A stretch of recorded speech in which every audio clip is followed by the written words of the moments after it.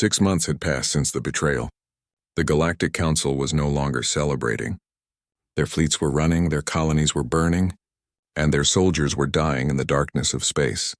Admiral Daeho Kim, promoted after his heroic escape from the first attack, stood on the bridge of his new flagship, Vengeance Rising. Through the view screen, he could see Vega Station, the Council's greatest military stronghold. It was time to break their main defensive line. "Sir," reported his tactical officer, Commander Kyung-Soo Han, "enemy fleet strength is approximately 800 vessels, 3 species working together. And our forces? 200 ships, sir. But we have advantages they don't expect." Daeho smiled grimly. Human engineers had been busy during the months of hit-and-run attacks. Every alien ship they destroyed had been studied. Every piece of technology had been captured and improved. Now human vessels carried weapons that turned alien defenses into weapons against themselves. Chief Engineer Haiwan Song reported from the engine room. "Sir, the reversal systems are online. We can turn their own shields into energy collectors and their weapons into communication arrays." "Excellent. Begin the attack." The Battle of Vega Station began with something the aliens had never seen before. Human ships didn't fire weapons. Instead, they sent out strange energy beams that did nothing at first. Alien commanders laughed, thinking human technology had failed. Then their shields began converting solar energy into power for human ships. Their weapons turned into broadcasting stations that sent human propaganda to their crews. Their navigation systems started playing human music. "What is happening?" screamed General Corvin from his command vessel. His ship's computers were now displaying human children's cartoons instead of tactical data. "The humans have turned our technology against us," replied his communications officer. "Our own systems are working for them." The battle became a massacre. Alien ships found themselves unable to fight, as their own equipment obeyed human commands. Vorthak vessels fired on Nexari allies. Moltar ships rammed into space stations. The Council fleet destroyed itself while human forces watched. But the real surprise came when the aliens played their final card. "Sir," reported the sensor officer aboard Vengeance Rising, "massive energy signature detected at the edge of the system. It's a planet-killer weapon aimed at Earth. The alien leadership had prepared this weapon in secret. If they couldn't defeat humanity in battle, they would destroy the human homeworld and end the war through genocide." General Corvin's image appeared on all human communication screens. "Surrender now or watch your precious Earth die." Admiral Daeho Kim opened a channel to Earth Command. "This is Admiral Kim. The aliens have a planet killer aimed at home." The response came from General Kyung-Mi Yu, commander of Earth's planetary defense. Her voice was calm and confident. "Admiral, please inform the aliens that they are welcome to fire." "Ma'am, Earth has been a fortress world for 6 months. Our people are safe in the colonies.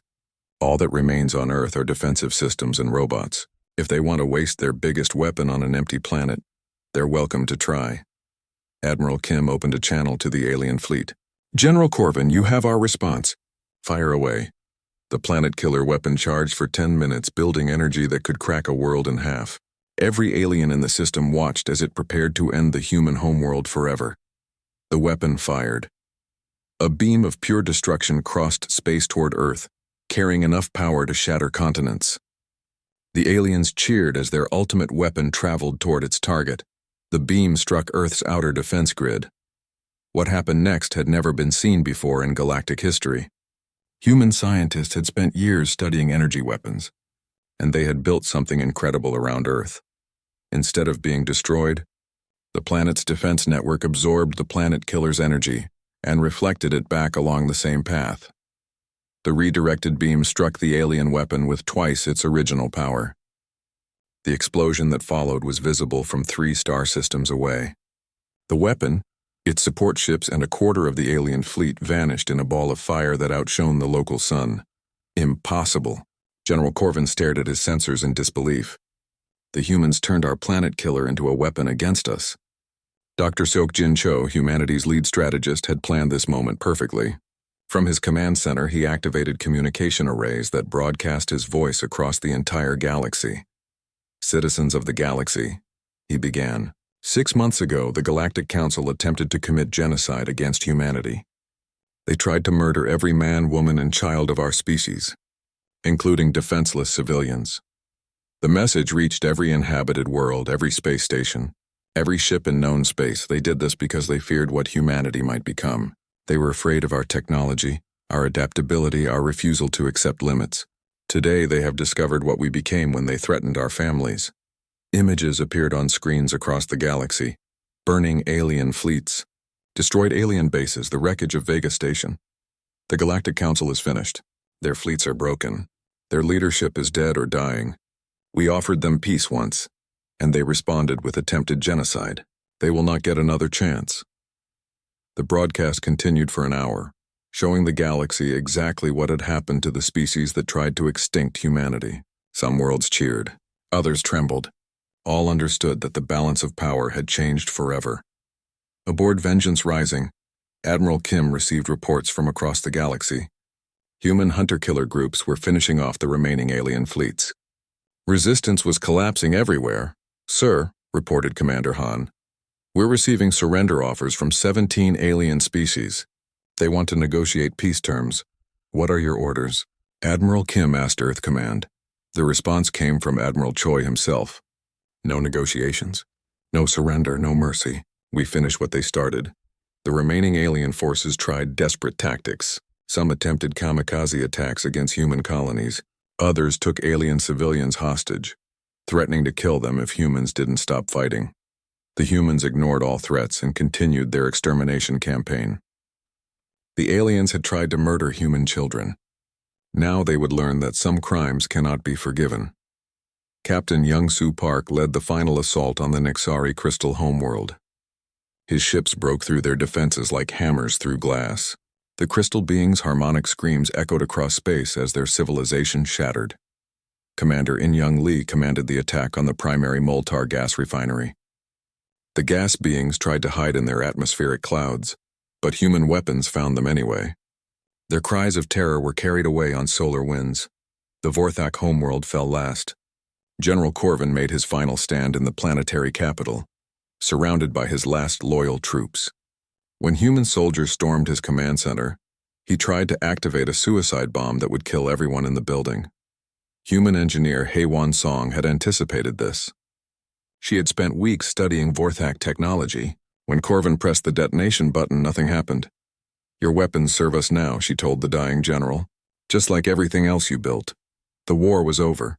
3 species had tried to commit genocide against humanity, and 3 species had paid the ultimate price. Their homeworlds were graveyards. Their fleets were space debris. Their civilizations were extinct. Admiral Choi stood in his command center looking at reports from across the galaxy. Every alien military base had been destroyed. Every alien leader was dead. The great betrayal had been answered with complete extermination. "Sir," asked his aide, "what do we do now?" Admiral Choi looked out at the stars. Somewhere among them were species that had watched this war without intervening. They had seen humanity betray and had done nothing. They had watched genocide attempted and remained neutral.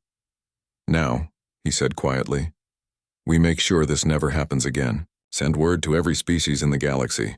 The age of councils and committees is over. There is only one power now, and that power is humanity." The turning point had become the end point. The galaxy belonged to humanity now.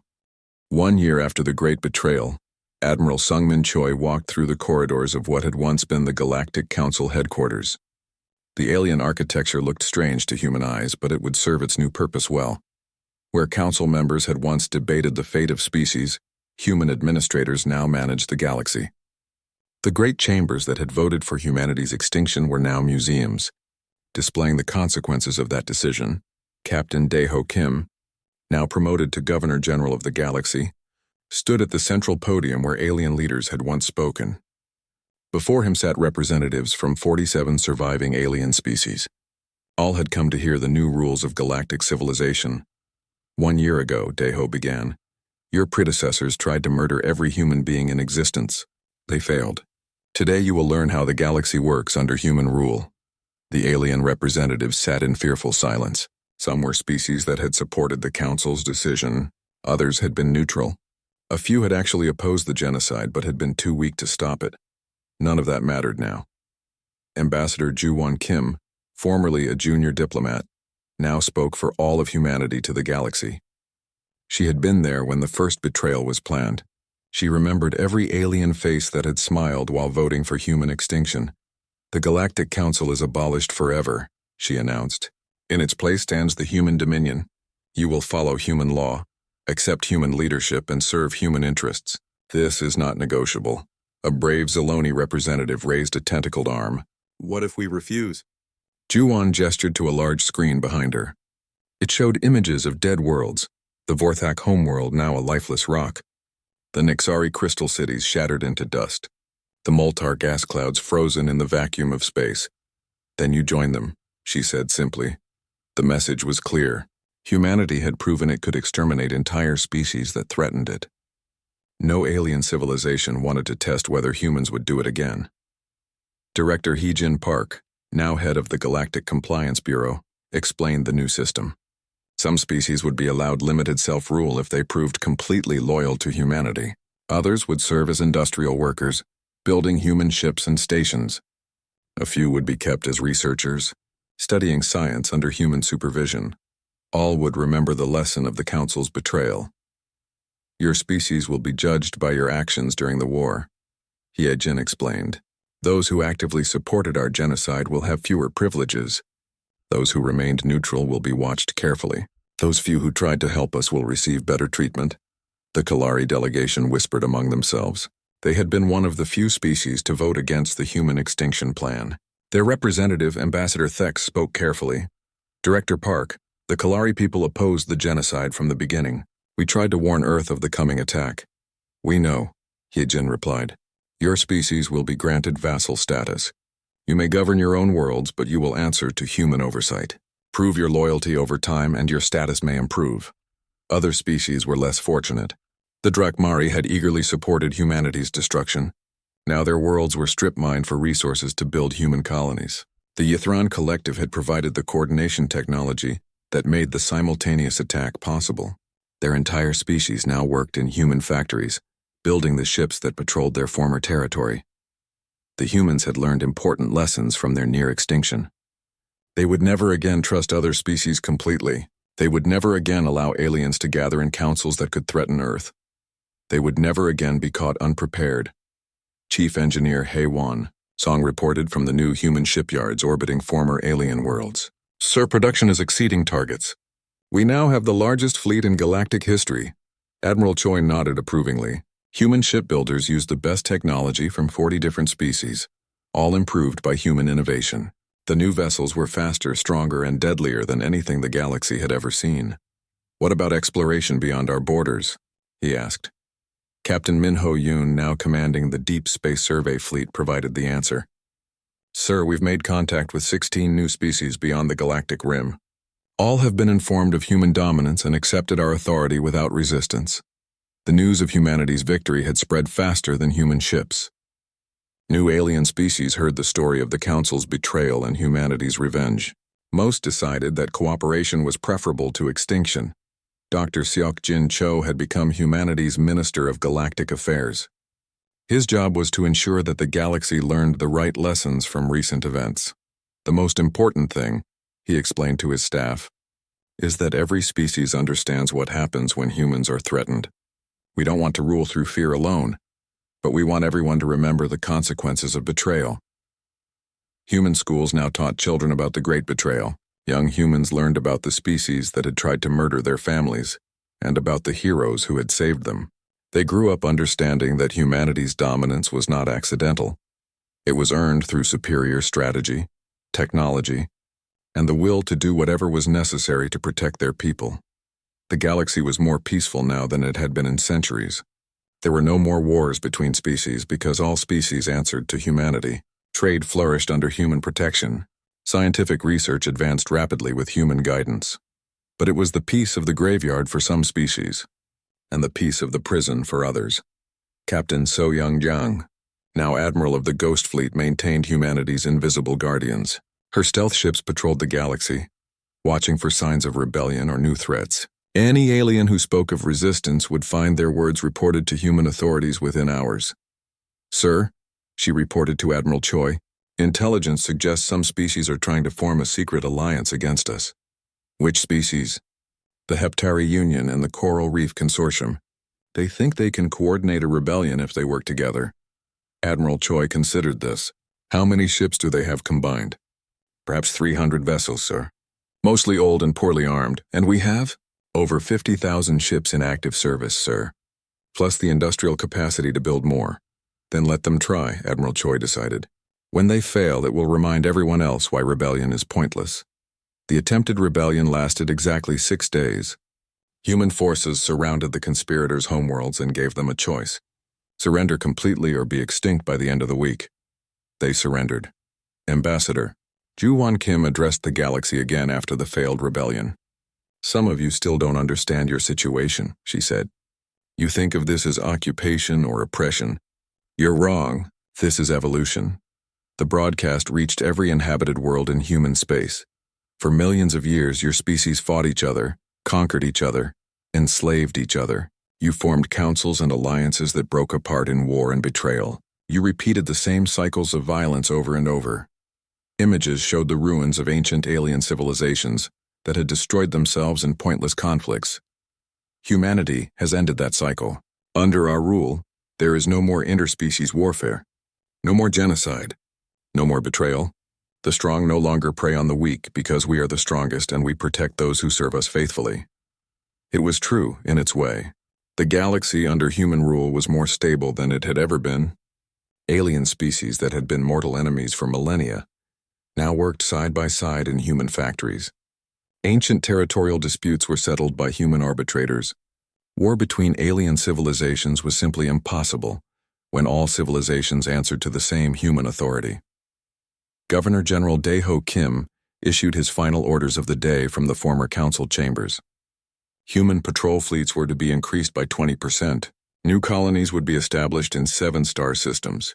Research into faster-than-light communication would be expanded to ensure no corner of human space could ever be cut off from Earth again. As he finished his work, Dae-ho looked up at the great window that showed the galaxy turning slowly in space. Billions of stars, trillions of worlds, countless alien species, all under human protection.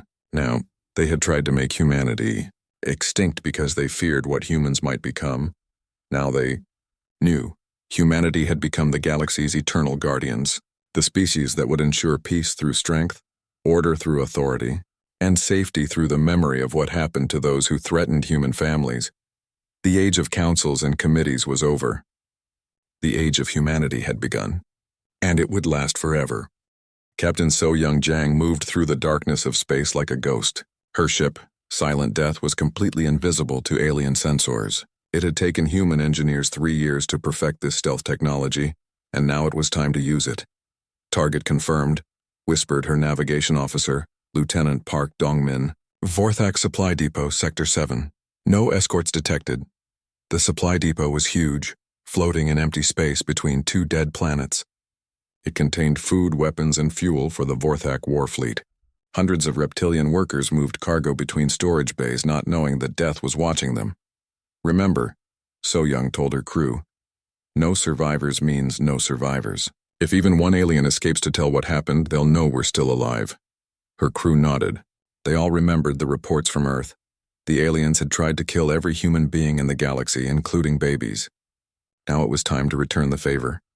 Silent Death docked with the supply depot without making a sound. The Vorthak security systems never detected them. Human soldiers poured through the airlock, wearing advanced combat suits that made no noise.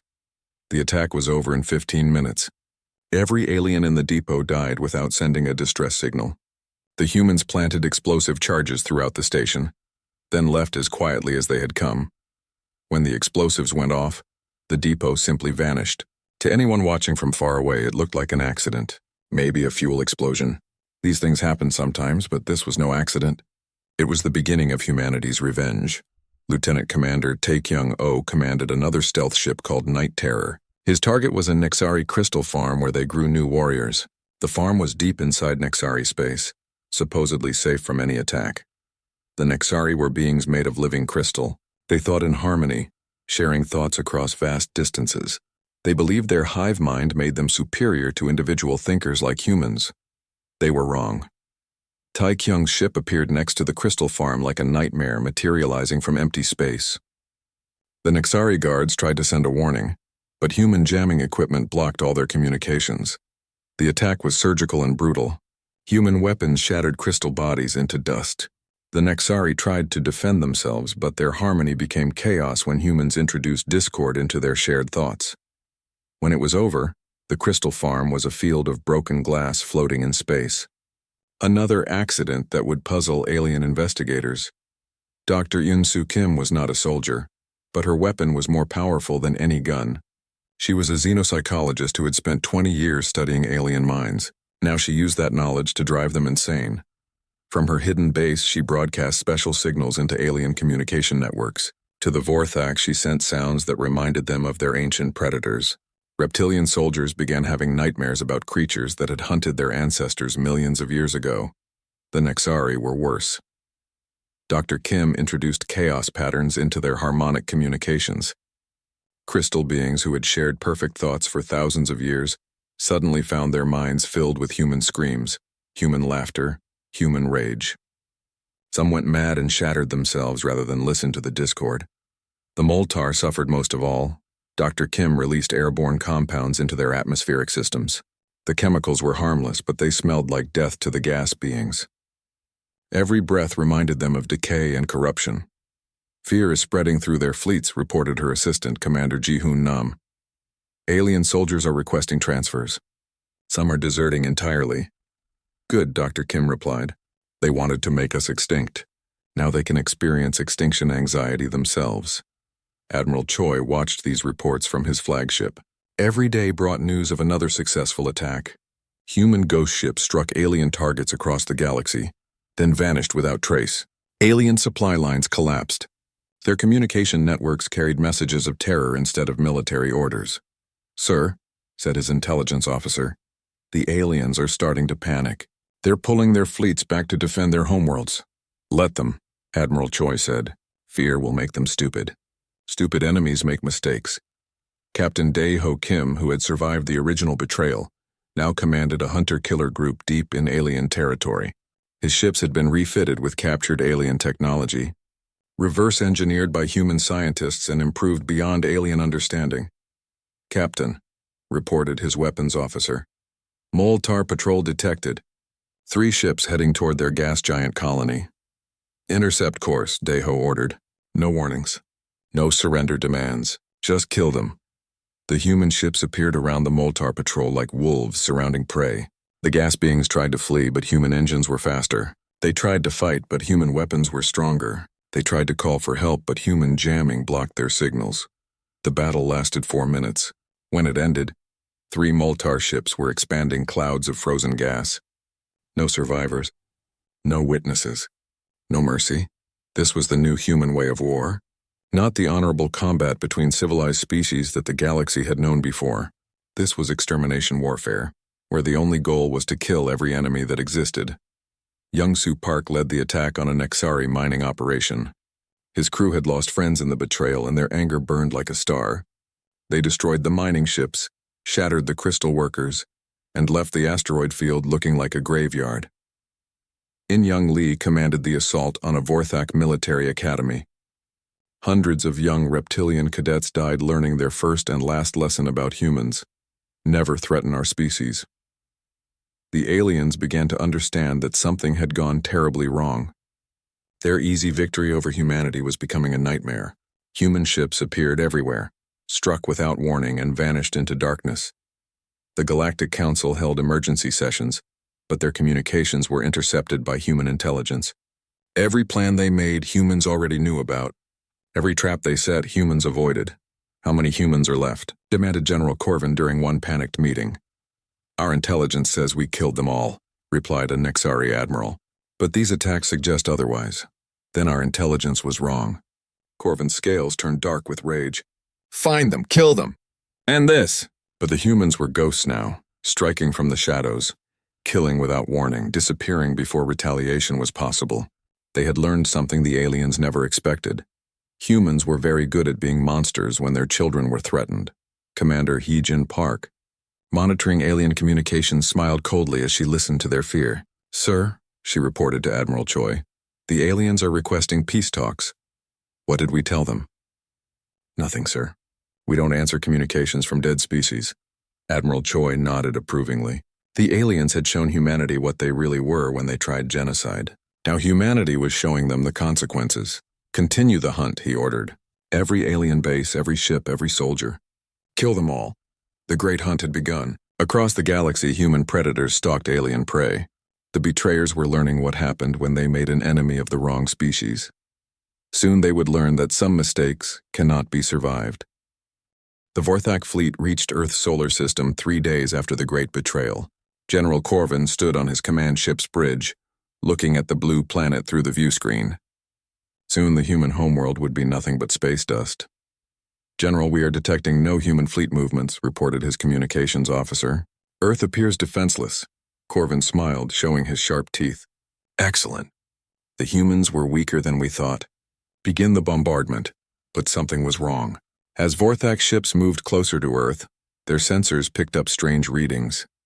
The planet looked normal, but the energy signatures were all wrong. On the Nexari command vessel, Crystalline thought, Admiral Zephyros felt vibrations of concern through his crystal body.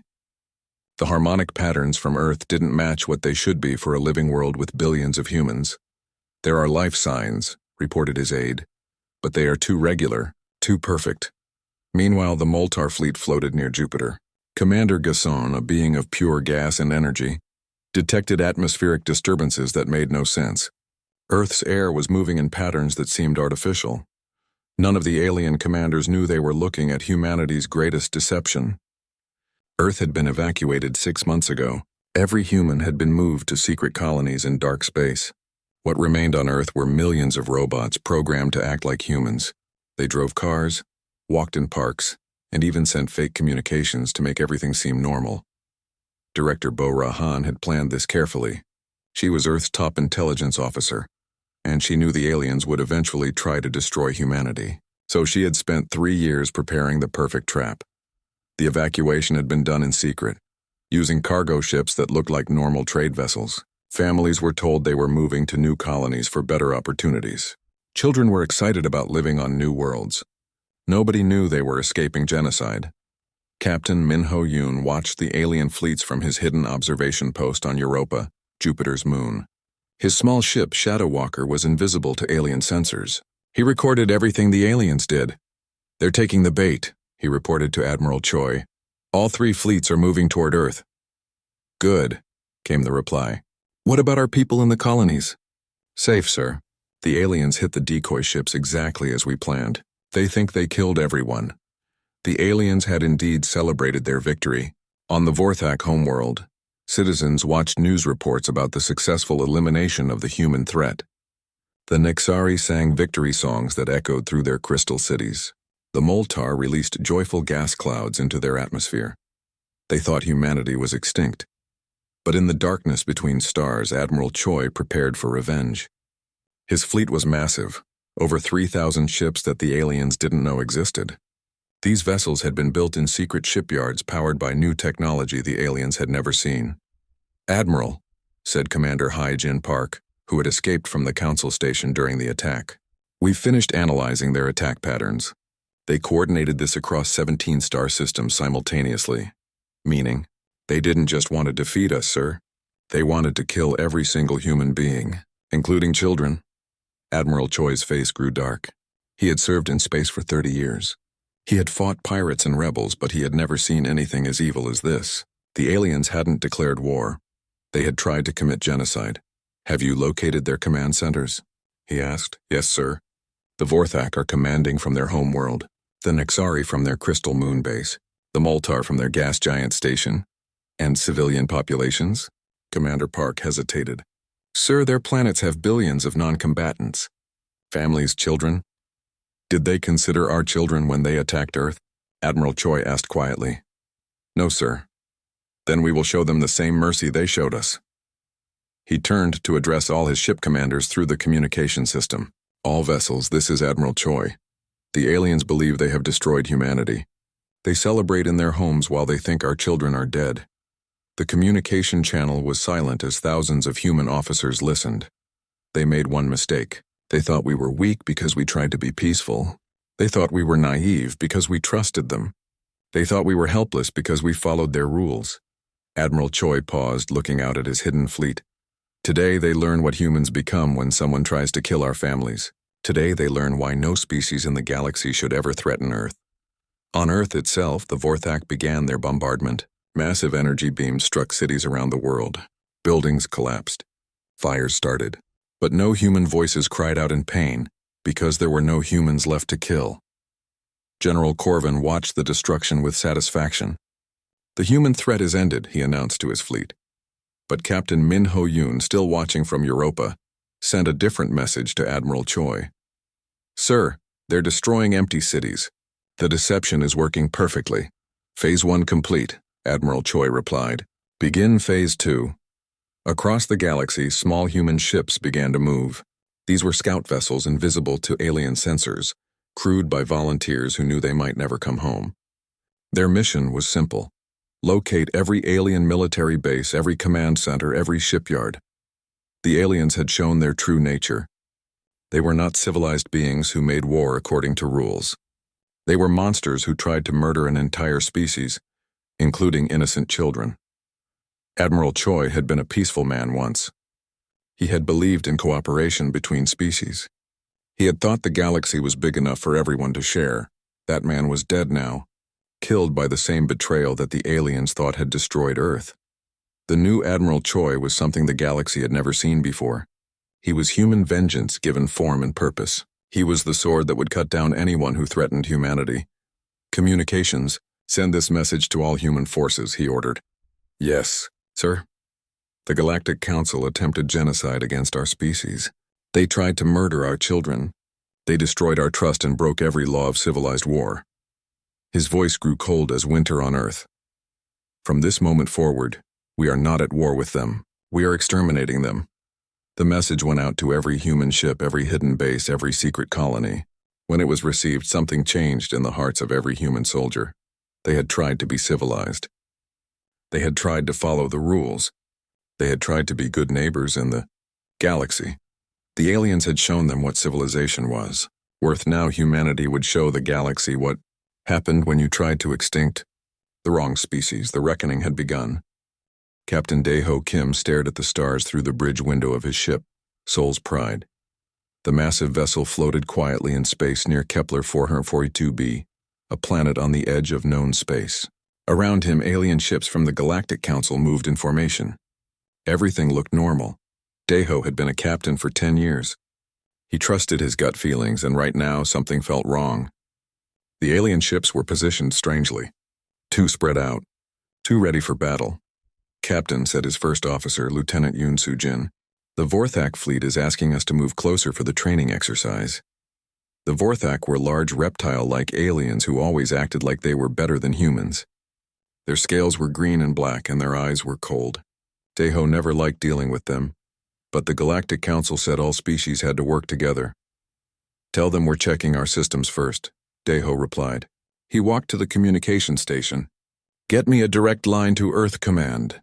The young officer at the station tried several times. Sir, I can't get through. All long-range communications are being blocked. That was the first real sign of trouble. Communications were never blocked during training exercises. Dae-ho felt his heart beat faster. He had been in space long enough to know when something was about to go very wrong. On Earth, Commander Hyejin Park sat in the Council Liaison Office. She had been humanity's representative to the Galactic Council for 5 years. Her job was to keep Earth informed about what the aliens were planning. Lately, she had been picking up strange signals. The office was quiet at night. Most humans had gone home, but Hyejin stayed late trying to decode intercepted alien messages. The translation program was having trouble with some words, but she could see enough to worry her. Elimination protocol, she read from her screen. Human expansion too rapid. Final solution approved. Hyejin grabbed her emergency communicator. She had to warn Earth immediately. But when she tried to send the message, nothing happened. All communication channels were dead. She ran to the window. Outside, she could see alien security forces surrounding the human section of the station. They were not there for protection. Back in space, Dae-ho watched as more alien ships appeared on his sensors. Hundreds of them. Far too many for a simple training exercise. The Nexari ships looked like giant crystals floating in space. They reflected light in strange ways. The Moltar vessels were harder to see because they were made of gas and energy. "Captain," Sujin said, her voice tight with worry, "I'm reading weapons charging on the alien vessels." "All hands to battle stations," Deho ordered. "Raise shields. Charge our weapons." The bridge erupted into activity. Officers ran to their positions. Warning lights flashed red. The ship's computer announced the alert to all crew members. "Sir, we're getting a message from the Vorthak commander," the communications officer reported. "Put it on screen." A large reptilian face appeared on the main viewer. General Corvin of the Vorthak fleet looked directly at Deho with those cold yellow eyes. "Captain Kim," Corvin said slowly, "your species has become a threat to galactic peace.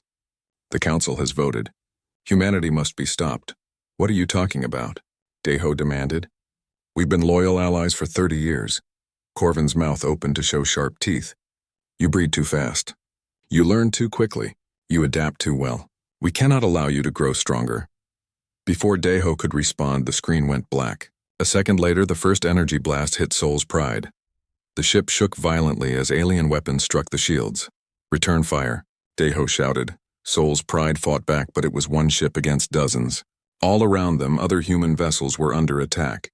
Deho watched in horror as the ship Busan Runner exploded in a bright flash. The destroyer Incheon's hammer tried to escape but was cut down by Nexari crystal weapons. "Captain, our shields are at 30%, Sujin reported. "We can't take much more." Deho made a hard decision. "Set course for the asteroid belt. Emergency jump now." "Sir, a jump this close to the planet could tear us apart." "Do it!" The ship jumped to faster than light speed. Space twisted around them as they escaped into the asteroid field. Behind them, the battle continued. Human ships were dying everywhere. On a secret base beyond the galaxy's edge, Admiral Sung-Min Choi received the first reports. He was a tall man with gray hair and hard eyes. He had been preparing for this day for 3 years. "Sir, the attacks have begun," reported his aide, Commander Taekyung-oh. "All 17 human colonies are under assault." Admiral Choi nodded slowly. "And our decoy fleets?" "Performing exactly as planned, sir. The aliens believe they are destroying our real ships." The truth was that Earth's leaders had suspected this betrayal for years. Humans were good at reading patterns, and the pattern of alien behavior had been clear. Fear was growing among the Council members as humanity advanced too quickly, so Earth had prepared. The ships being destroyed were old vessels, controlled by computers, filled with fake life signs and sensor equipment to fool the aliens. The real human fleet was hidden in dark space waiting. "What about Earth itself?" Admiral Choi asked. "The Vorthak are moving toward our home system, sir. They plan to destroy the planet." Admiral Choi walked to the large window of his command ship, Humanity's Hammer. Outside, thousands of human vessels waited in the darkness. These were the real ships crewed by the best officers humanity had ever produced. "Sir, we're receiving a message from Captain Kim. Sol's Pride survived the attack." "Good. Tell him to observe and report. Do not engage." "What are your orders, sir?" Admiral Choi was quiet for a long moment. He thought about Earth, about human children, about the civilians the aliens planned to murder. When he spoke, his voice was cold as space. "Send a message to all fleet commanders. Tell them what the aliens have done. Tell them this was not an act of war. This was an attempt at genocide, sir. The aliens wanted to destroy us because they were afraid of what we might become." Admiral Choi turned to face his officers. "Now they will learn what we have become. Prepare the fleet for Operation Nemesis." The betrayal was complete. The Galactic Council thought humanity was finished. They had no idea that their real nightmare was just beginning.